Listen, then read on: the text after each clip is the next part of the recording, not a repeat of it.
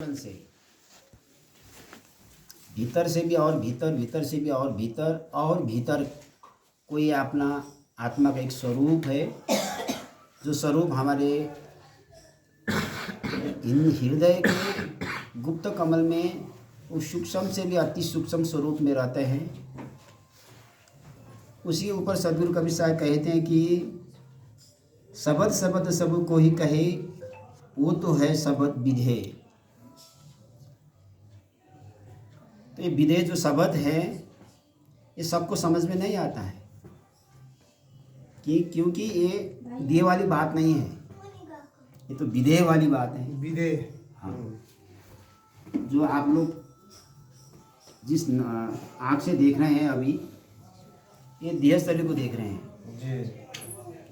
और सद्गुरु कहता है कि वो जो विधेय स्वरूप है सबके अंदर में है, अंदर में, और वही विधेय स्वरूप जो ये आँख के द्वारा संसार को देख लेता है। ये तो है विधेय। विधेय, विधेय माने वो जीवन में कभी भी वो देह को धारण नहीं करता है, क्योंकि वो तो शब्द से बना हुआ स्वरूप है, इसलिए वो शब्द स्वरूप देश में रहते हैं। माने वो सतलोक में रहता है जी सद्धाम में रहता है, जी जिसको मुक्ति धाम कहते हैं, जिसको अमर धाम कहता है। हाँ, तो वो धाम में जब रहता है तो वो विधेय स्वरूप में रहता है। जैसे सद्गुरु सत्पुरुष वहाँ रहता है जिस ढंग से, उसी ढंग से हम आप सब ऐसे जैसे इधर यहाँ बैठे हैं इसी तरह वहाँ बैठते हैं सतलोक में। और सबका ये सफ़ेद जो कपड़ा है ना, सबका ये सफ़ेद कपड़ा होता है, सफेद कपड़ा, और हर तरफ सत्य नाम का झंडा होता है। वो ऐसा जगमगा होता है कि उसको मुख से व्याख्या किया नहीं जाता है। वो एक ध्यान में देखने वाला बात है। देखने, और ये जो शरीर के अंदर उसको परीक्षण किया जाता है।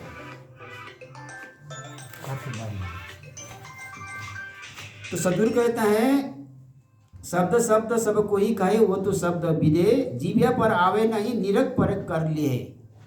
वो ऐसा शब्द है जीभ पर नहीं जल दिया, वो ये जीभ और तालू से नहीं है। उस शब्द का उत्पन्न नहीं होता है, माने उच्चारण नहीं होता है। देखिए अब बहुत ये माने मार्मिक और अति सूक्ष्म वाली बात है। जी जी, ये विवेक से ही माने ये विवेक से ही पकड़ने का वस्तु है ये। वस्तु है। बाकी संसार का कोई बुद्धि से भी इसको नहीं पकड़ सकता नहीं पकड़ सकता है। मन भी इसको पकड़ नहीं सकता है, चित्त भी इसको पकड़ नहीं सकता है। इसीलिए सद्गुरु ने कहा है मन बुद्धि चित्त से बहुत दूर है ये बात। दूर है। और दूर माने ये जो हमारा प्राण है ये प्राण से भी और दूर है। और दूर, इसलिए उसको विवेक ही उसको पकड़ने का माने शक्ति रहता है विवेक के पास। इसलिए हर शब्द में सद्गुरु कहता है, कहे कभी सुनो भाई विवेक से विचारिए। हर बात क्या कहते हैं, विवेक से विचारिए, क्योंकि ये विवेक से लेने वाला बात है। इसलिए सद्गुरु कहता है उसको विवेक से विचारिए, या विवेक से उसको पकड़ लीजिए। माने कैसे पकड़ना है, पहले निरखो उसके बाद परखो। परखो, बस बात समझ में आ गया ना। जी।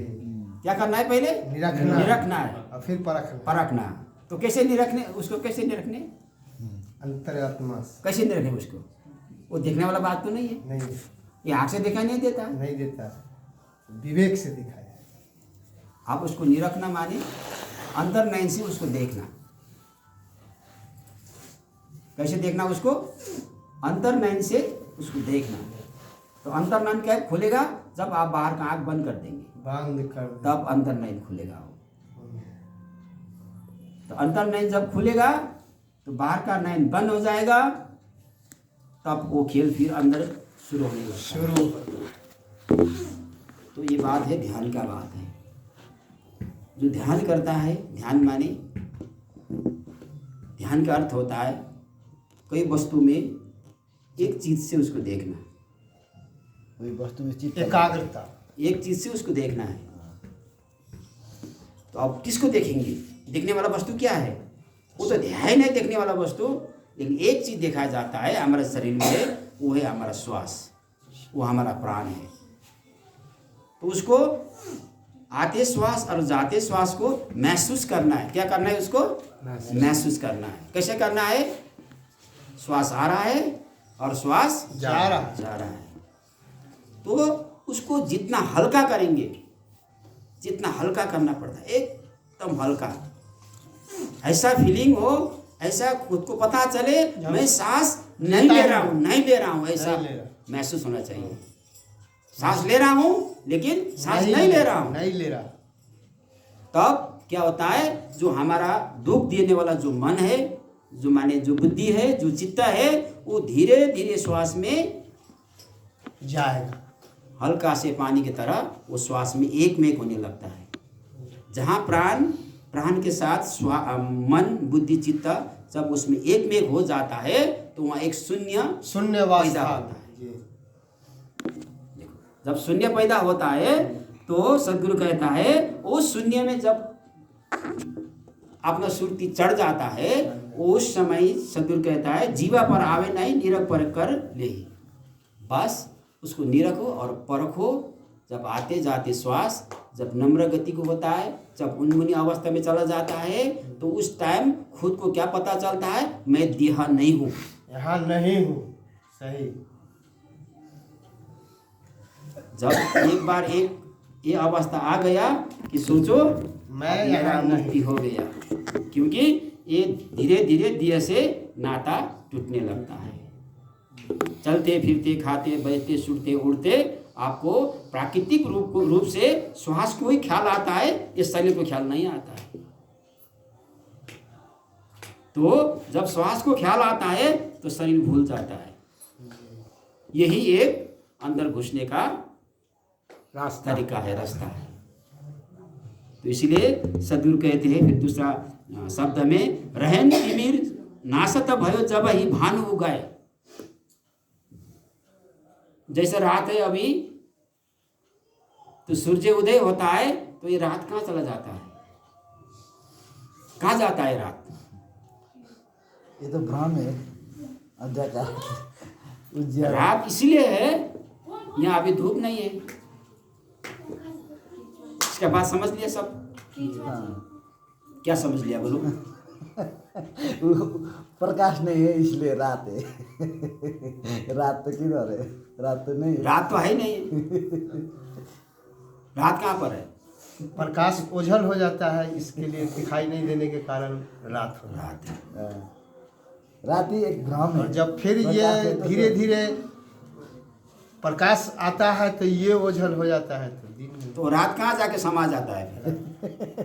किधर जाता रात है? कहाँ जाता है? उस कहाँ जाकर उसको समा जाता है? समा जाता है।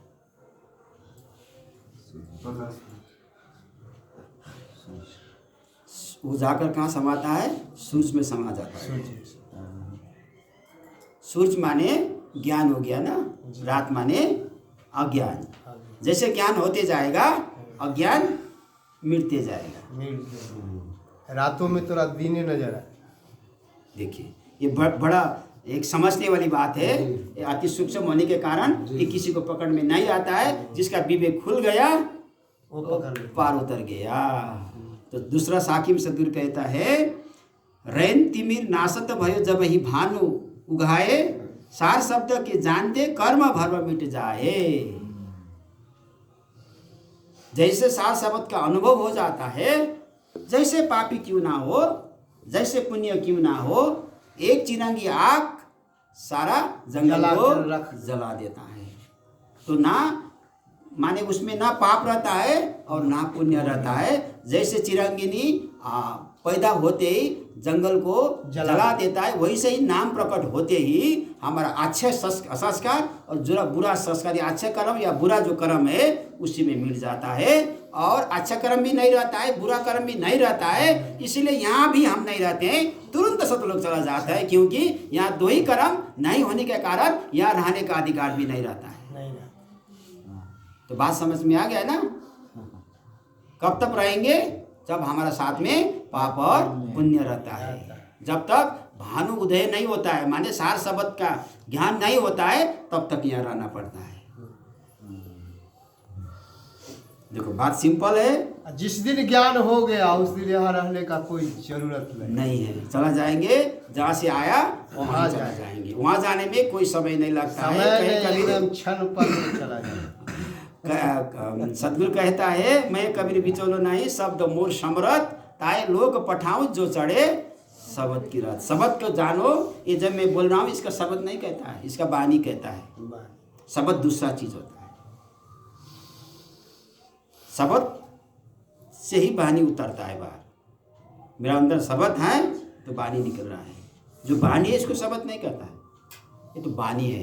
ये कहाँ का वाणी है? ये सतलोक का वाणी है, सतधाम का वाणी है। सतपुरुष उनका मुख से बाहर निकाल दिया था, वो धर्मशास्त्र के रूप में जगत में रह गया। वही वाणी आज मैं आपको सुना रहा हूँ। तो दूसरा साखी में सदगुरु कहता है, मान लीजिए हम लोग सतलोक में बैठे हुए हैं, हाँ राम बुलाया भेजिया, दिया कबीरा रोए, जो सुख वैकुंठ नाथ जो सुख साधु संग में होए, वो सुख वैकुंठ ना होए। तो आप लोग क्या चाहते हैं? वैकुंठ चाहते हैं या संत को चाहते हैं? हम लोग संत को चाहते हैं। संत हाँ? मिले तो संत को चाहने के लिए संत का स्वभाव धारण करना पड़ता है और संत जैसा होना पड़ता है। तो सदगुरु संत में सुख, माने वो संत में सदगुरु खुश रहता है। वैकुंठ तो लइए जाए। हाँ? यानी वैकुंठ माने ऐसा होता है। देखो वैकुंठ किसको कहता है? इंसान सोचता है कि वैकुंठ ऊपर है, ऊपर है। नहीं, यही है। वैकुंठ माने हम लोग ये शरीर के अंदर एक बैठ कुंड है। कुंड। बैठ माने बैठने का जगह। जो आत्मा जहाँ रहता है उसको वैकुंठ कहता है। इसके शरीर में अंदर में आत्मा कहाँ रहता है? अपना अपना अनुभव है। कोई कहता है हृदय के अंदर चक्र में है, कोई कहता है आज्ञा चक्र में है, कोई कहता है ब्रह्मरंध्र में है। लेकिन वो कहाँ रहता है? वैकुंठ में रहता है। वैकुंठ में। इस शरीर के अंदर एक वैकुंठ है, वो कुंड में आत्मा रहता है। वो कुंड में क्यों रहता है? इस शरीर को उसको अनुभव होता है कि मैं इस शरीर हूँ, ऐसा उसको अनुभव होता है। क्योंकि वो मन बुद्धि चित्त के कारण वो अपने को शरीर समझता है। हाँ, और वही शरीर जो है सो हम लोग को भी पता चलाता है जो तुम शरीर है। माने मन के कारण मन उसको अज्ञान में डाल देता है कि मैं शरीर हूँ। मन बोलता है, वो है हमारा अंदर में, उसका शक्ति के कारण वो मन बोलता है मैं शरीर हूँ। शरीर वो आत्मा उसको बोलने नहीं देता है कि मैं आत्मा हूँ, उसको चांस नहीं देता है। क्योंकि ये जो बाहरी वाली जो बात है, जो खान पीन की बात है, वो उसको भुला देता है, उसे दबा देता है। हाँ। इसीलिए हर शब्द में जो मन पहले बोल देता है, मन क्या बोलता है? मैं तो शरीर हूँ, मर जाऊंगा, मैं तो भीम हूँ इस गांव के बड़े, हाँ? मैं तो ग्वाला हूँ, मुखिया हाँ, मैं मुखिया हूँ, मैं हाँ? विधायक हूँ। मैं फल्ला फल्ला के विधायक हूँ। कौन बोलता है? ये मन बोलता है, थोड़ी आत्मा बोलता है। लेकिन वो जो अंतर में बैठा है वैकुंठ में, वो तो बोलता है मैं वो तो बोलता है, एक ही बार बोलता है, मैं शरीर हूँ। वो एक ही बार बोलता है। वो क्या बोलता है आप ठीक से सुनो। वो बोलता है मैं अजर हूँ, अमर हूँ, अविनाशी हूँ, अखंड हूँ, हृदय के अंतस्करण में हूँ, 5 तत्व 25 प्रकृति 3 गुण 3 इंद्र मन सहित बुद्धि को चलाने वाला सत्य स्वरूप हूँ, और इस श्वास को भी चलाने वाला सत्य श्वासत हूँ, और सदगुरु कबीर साहिब के संतान हूँ, और सतपुरुष की सत अंश हूँ। ये कहता है वो। ये वो कहता है। हाँ, वो कहता है जो अंदर वैकुंठ में बैठे हुए हैं सो कहता है। और हम लोग कहते हैं हम ये हैं वो है, फलानवा है चिलनवा है।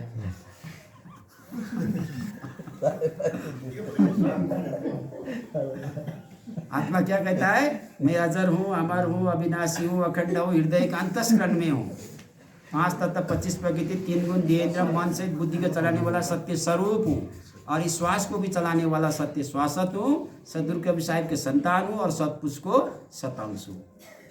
मैं अजर हूँ, अमर हूँ, अविनाशी हूँ, हृदय के अंतस्करण में गुप्त रूप में विराजमान हूँ। ये जैसे हम लोग जब ध्यान में चला जाता है तो ये सुमिरन करना पड़ता है। पहले खुद को प्रूव करना पड़ता है मैं कौन हूँ, तब तो ध्यान करना पड़ता है, नहीं तो कैसे ध्यान करेंगे? तो मुख से मैं अविनाशी हूँ, मैं अविनाशी हूँ ऐसा बोलने से तो अविनाशी नहीं नहीं हो सकता है। क्या चीज को नाश नहीं करने से वो अविनाशी होता है, उसको जानना पड़ता है। ये हर जगह बोलने वाला बात नहीं है। क्या चीज को शरीर से नुकसान नहीं करने से वो अविनाशी होता है, उसको जानना पड़ता है। जानना पड़ता है। समझ गए? किस चीज को खंडित नहीं करने से वो अखंड होता है, उसको जानना पड़ता है। तब वो अखंड होता है, तब वो अविनाशी हो जाता है। अविनाशी होता है। जैसे सदगुरु कभी कोई चीज को खंडित नहीं करता है, इसलिए वो अखंड है। अखंड है। तो सबको सत्पुरुष शब्द किसी को नहीं लगता है, सिर्फ दो पुरुष को लगता है। वो एक ही रूप है, जैसे सत्पुरुष और सदगुरु। गुरु के साथ में जब सत आगे लगता है तो सदगुरु हो जाता है। तो सदगुरु कहता है सर्व में साहेब, साहेब भी सतस्वरूप है, और गुरु ध्यान बड़ो ध्यान, और ध्यान बेकार। जब कोई ध्यान करने से काम में नहीं आता है तो उसको क्यों ध्यान करे? क्या करें? तो ध्यान किसको करना पड़ता है? किस चीज को ध्यान करना पड़ता है? गुरु को। साहिब क्या बुलाया अभी? सर्वों में साहिब। सदगुरु कहता है कि मैं सबके भीतर में हूँ जी। उसी का नाम साहिब है। साहेब। सर्वों में साहिब, साहिब ही सत्स्वरूप है, वही सत्स्वरूप है। और गुरु ध्यान बड़ो ध्यान, और ध्यान बेकार। इस काम में नहीं आता। तो इसीलिए प्रथम चरण में जो आप अपना गुरु है, उसको गुरु को पहले ध्यान करना पड़ता है हृदय चक्र में। उसको उठाकर आगे चक्र में, आगे चक्र से उठाकर सिर में ले जाना पड़ता है गुरु को। यहाँ से उठाइए और यहाँ पहुँचाइए, यहाँ से उठाकर यहाँ ले जाइए, और वहाँ अपना गुरु को याद करिए। आप कुछ समय तक उसको याद करिए गुरु को, और उसके बाद फिर आप कहाँ लौट के आ जाए? अपना श्वास में फिर लौट के आ जाए। तो उसको बंदगी कर दीजिए। और गुरु नाम किसको कहता है? जो शब्द दिया गुरु ने, उसी को गुरु नाम कहता है। तो गुरु नाम जाने बिना सब बेकार है, सब नरक चला जाता है। तो गुरु नाम बड़ो नाम, गुरु ध्यान बड़ो ध्यान, ये दो चीज हर समय ख्याल रखना। तो दूसरा शब्द में सदगुरु कहता है जंत्र मंत्र सब झूठ है, मत भरो संसार, सार शब्द जाने बिना कैसे उतारे पार।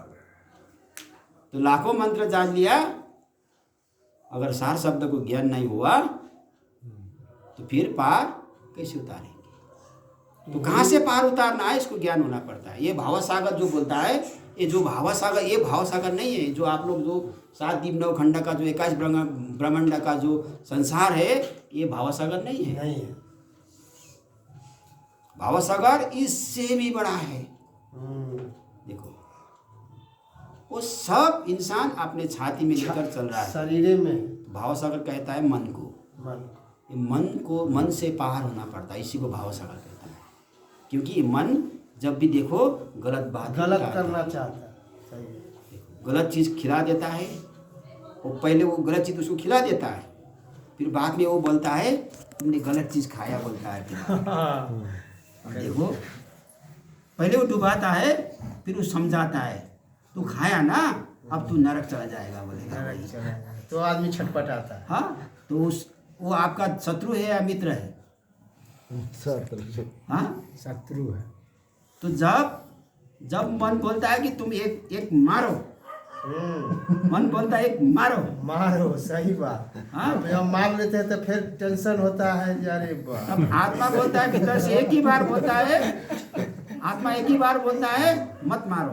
तो अगर उसको सुन लिया तो बेड़ा पार हो गया।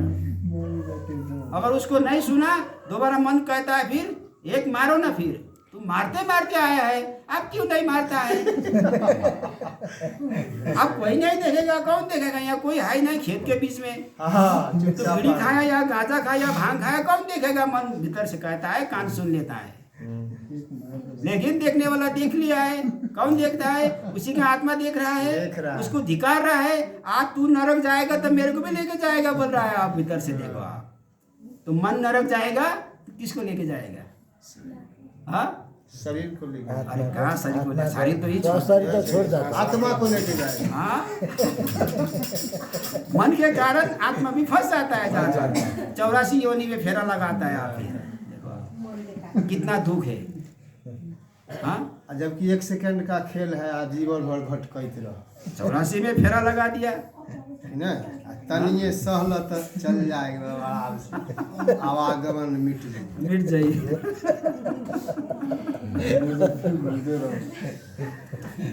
अब देखो तंत्र मतलब सब झूठ है, मत भरो संसार, सार शब्द जाने बिना कैसे उतारे पार। अब इस सार शब्द को जानना है, इसको मूल वाणी कहता है, इसको अगम वाणी कहता है, देखो इसको आदि नाम कहता है, इसको बहुत प्रकार की इसको माने इसको व्याख्या किया गया है तो एक ही चीज है, एक ओमकार सतनाम जो गुरु नानक ने कहा था, जब उसको सदगुरु कबीर साहब वो नाम को वो अनुभव कराया था तो उसी में वो एक शब्द छोड़ दिया, एक ओमकार सतनाम। देखो तो वही एक ओमकार जो है उसको अब जानो, उसको आप जहाँ कार लगता है, जैसे आकार, उकार, मकार, नाद, बिंद, ये 5 प्रकार से ओम का जन्म होता है। देखो तो वही ओम का खेल होता है श्वास उश्वास में। एक शब्द ओम चला जाता है, एक शब्द ओम भीतर से उठ जाता है।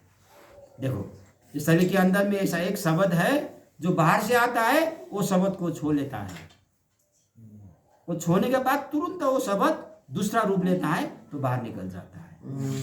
तो 21,600 बार ये भीतर और बाहर करते रहता है, उसी में नाम चलता रहता है। 21,600 21,600 1 मिनट में 15 बार होता है। तो उसको धीरे धीरे क्या करना है, दिन भर में ही है क्या?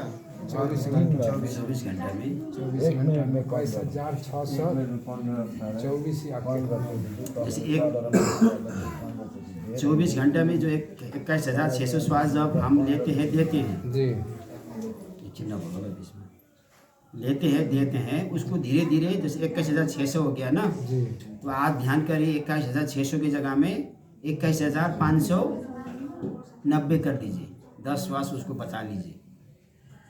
जब ध्यान में बैठेंगे तो श्वास बच जाता है ना, तब तो आयु लंबा हो जाता है और शरीर निरोगी हो जाता है। बात समझ में आएगा। जना रुपया है 90 को खर्चे कर देगी तो 10 को न बचे, उसको बचाए ले चले, खर्चे नहीं होगा। जैसे आज बैठेंगे ध्यान में, तो जैसे ध्यान में बैठेंगे तो श्वास का जो आवागमन होता है वो घट जाता है धीरे धीरे, ज़्यादा सांस लेना नहीं, गलती लेना ये थोड़ा ध्यान से सुनिए, बीच में कोई भी ना बोलिए। जैसे आज बैठे ध्यान में तो 10 श्वास बचा लिया तो बहुत भाग्यवानी है आप लोग। जी। तो शाम को 10 बचा लिया तो फिर सुबह शाम को कोशिश करो 15 बचाओ श्वास को, 21,585 कर दो। तो धीरे धीरे उसको श्वास को आप बचाते जाइए, वो आपका संपत्ति माच रहा है धीरे धीरे। तो सदगुरु कहता है कहता हूँ कहा जाता हूँ कहाँ बजाऊँ ढोल,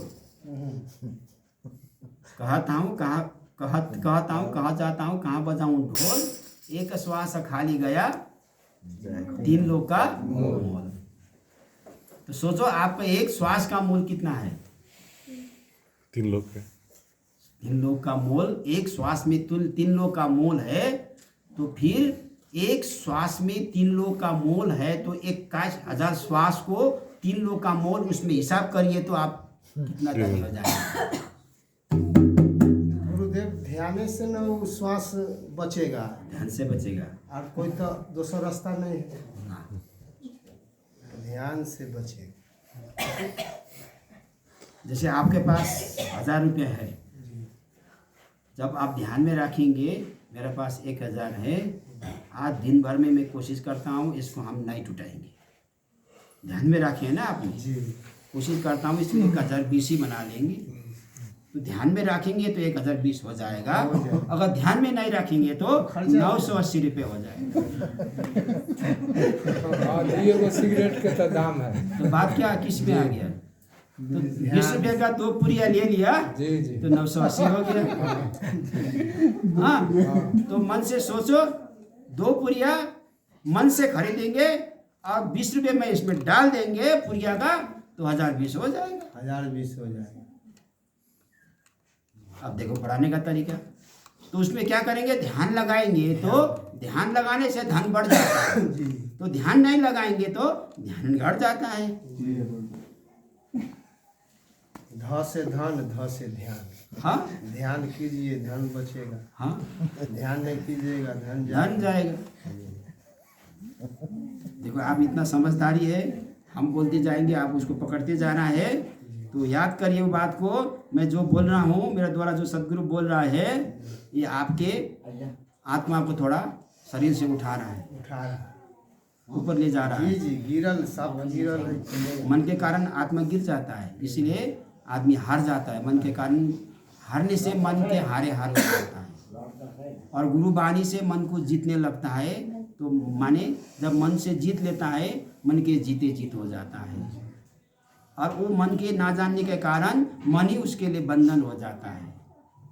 और इस मन को जानने का कारण यही मन उनको मुक्ति का कारण हो जाता है। अब देखो मन का 4 रूप हो गया ना, नहीं जानने का नहीं जानने का कारण आपको बंधन में पड़ जाता है, जानने का कारण वही आपका गुरु हो जाता है, आपको यहाँ से छुटा देता है। तो आपको जानना है, अपने मन को जानना है, किसी को नहीं जानना है। किसी को नहीं। मेरे को भी आपको जानने का जरूरी नहीं है, हम क्या करता है, क्या खा रहा है, नहीं खा रहा है, कहीं कुछ नहीं, हम गुरु है नहीं, ये सब छोड़ दो, सिर्फ अपना मन को देखो। जान लो बस। तो श्वास में जब ध्यान लगाएंगे तो आपका मन से परिचय होने लगता है, मन को देखने में आ जाता है मन कैसा है। तो जब ध्यान करते हैं ना, मन ऐसा मीठा मीठा बात भीतर से बोलने लगता है, वही गुरु रूप हो जाता है। जब ध्यान नहीं करते हैं, मन फिर बुरा बुरा बोलने लगता है, वही अपना शत्रु होने लगता है। शत्रु होने लगता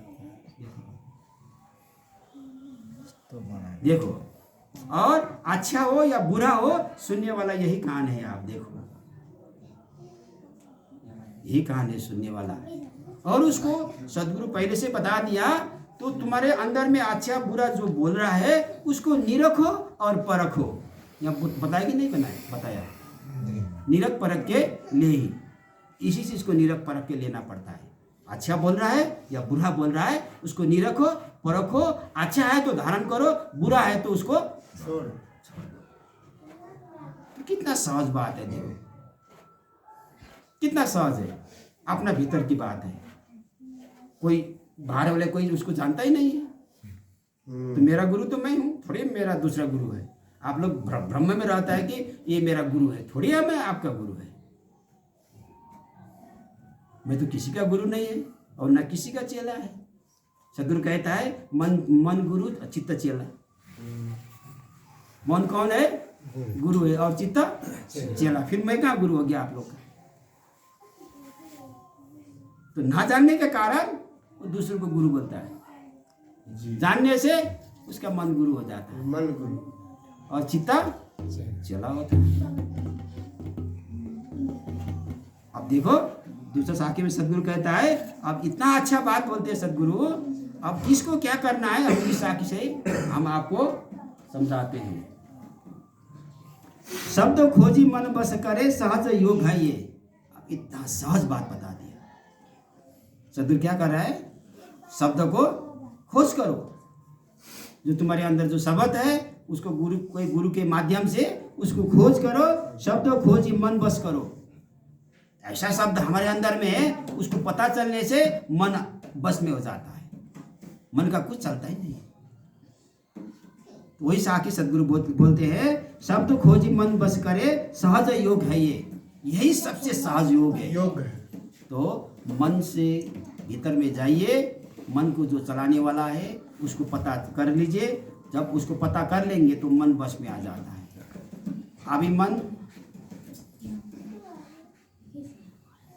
अभी मन हमको चला रहा है, इसको पता चलने से फिर मैं इसको चला देता हूँ। कितना सहज बात है। तो सदगुरु कहता है, शब्द खोज मन बस करे, सहज योग है ये। सत शब्द निस्सार है, ये तो झूठी देह। ये सदगुरु कहता है तुम्हारे अंदर जो सत्य नाम है वही तुम्हारा निस्सार है, ये देह तो तुम्हारा झूठी है। झूठी काया झूठी माया झूठी ही लोग लुगाए हैं, ये गौड़ी में आता है। ये झूठी माया झूठी काया है ना, इसमें सब लोभ करता है। स्त्री पुरुष को स्त्री लोभ माने लोभ करता है। हाँ, हम साथ में जाएंगे, साथ में मरेंगे। देखो ना ये उनके साथ में जाएगा ना ये उनके साथ में जाएगा, कि बोलता है हम दोनों साथ में जाएंगे। तो शुरू में जब भागता है तो साथ में चला जाता है, जब लड़का लड़की मिल होता है तो भाग जाता है घर से, उस टाइम साथ में जाता है। जब बिछोड़ का दिन आता है तो एक रोता है एक चला जाता है। वहां कहाँ पति पत्नी रह गया पति पत्नी? नहीं। हाँ, और पत्नी दरवाजा से बाहर नहीं जा सकता है और पति को जमीन के अंदर या समुद्र के किनारे में ले जाकर जला देता है। अब देखो अपना पति है वहां जाना मना ही है। ये प्रकृति का कैसा नियम है? फिर अभी तक उसके साथ बैठा, खाया पिया, मीठा मीठा बात किया, दुख सुख का सब बात बाड़ा आपस में, कि समाज बोलता है तू पति के साथ नहीं जाएगा। तो क्या नाता है ये? इसीलिए ये झूठा नाता है सब। सच नाता तो सदगुरु से, सतपुरुष से है। इसीलिए सदगुरु कहता है सब तो खोजी मन बस करे सहज योग कहिए, शत शब्द निज सार है ये तो झूठी दिया है तो दिया झूठी। कुछ समय के लिए सदगुरु हमको क्यों दिया है? दिया भक्ति करने के लिए दिया है। क्यों दिया? भक्ति पूरी करनी।